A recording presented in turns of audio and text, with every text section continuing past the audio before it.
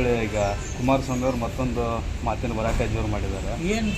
ಈಗ CM ಅವರ ಪತ್ನಿಗೆ ಬಂದಿರುವಂಥ ಸೈಟ್ ಏನಿದೆ ಅದು ಅರಿಶಿನ ಕುಂಕುಮದ್ದ ಅಂತ ಒಂದು ಪ್ರಶ್ನೆ ಮಾಡಿದ್ದಾರೆ.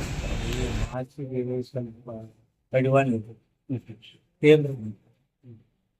ಸಿಕ್ಕಿಗೂ ಒಂದು ಇತಿಮಿತಿ ಎಷ್ಟು ನಾಚಿಕೆ ಅದನ್ನು ಸುಳ್ಳು ಸುದ್ದಿಗಳನ್ನ ಬಿಡಿಸ್ಕೊಂಡು ಚಾರಿತ್ರ್ಯ ಉದಯ ಮಾಡ್ತಕ್ಕಂಥ ಕೆಲಸಕ್ಕೆ ಏನು ವಿರೋಧ ಪ್ರಾರಂಭ ಮಾಡಿದೆ ಇದು ಯಾವುದೇ ಹಗರಣ ನಡೆದೇ ಇದ್ರೆ ಡಿಸಿಗಳನ್ನ ಯಾಕೆ ವರ್ಗಾವಣೆ ಮಾಡಿದ್ರು ಅಂತಂದು ಕೇಂದ್ರ ಸಚಿವ ಪ್ರಹ್ಲಾದ್ ಜೋಶಿ ಅವರು ಒಂದು ಪ್ರಶ್ನೆ ಹಾಕಿದ್ದಾರೆ. ಪ್ರಹ್ಲಾದ್ ಜೋಶಿ ಅವ್ರಿಗೆ ಏನು ಗೊತ್ತಿದೆ, ಡಾಕ್ಯುಮೆಂಟ್ ಬಂದಿದ್ದಾರೆ.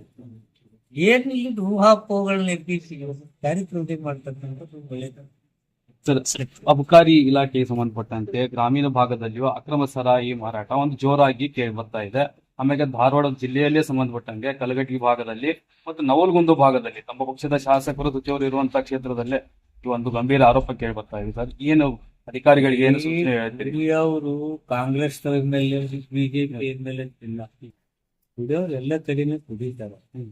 ಇದನ್ನು ಕಂಟ್ರೋಲ್ ಮಾಡಬೇಕಾಗುತ್ತೆ. ಏನಾಗುತ್ತೆ, ಕಳ್ಳತನದಿಂದ ಹೋಗ್ತಿರುತ್ತೆ, ಮತ್ತೊಂದು ಕೇಸ್ಗಳು ನಮ್ಮವ್ರು ಆಗ್ತಾರೆ.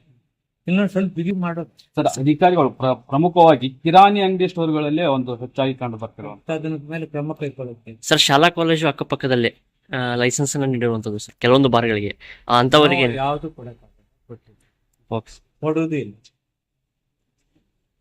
ನೀವು ನೋಡ್ತಿದ್ದೀರಾ, ಇದು ನ್ಯೂಸ್ 88 ಕನ್ನಡ, ಸುದ್ದಿಯ ಜೊತೆ ಸದಾ ನಿಮ್ಮೊಂದಿಗೆ.